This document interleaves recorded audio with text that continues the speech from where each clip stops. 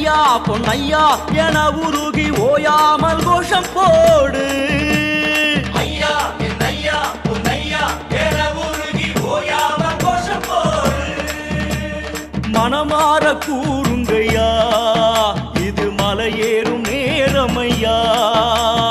தலபாரம் இறங்கும் முன்னே நம்ம மனபாரம் இறங்குமையா. ஐயப்பான பாடு பொன்னையன தேடு பரவச வழிபாட்டிலே. கட்டுங்கட்டி சபரி காட்டு வழியேறு குருசாமி துணையாகவே. ஐயா என் ஐயா பொன்னையா என உருகி ஓயாமல் கோஷம் போடு.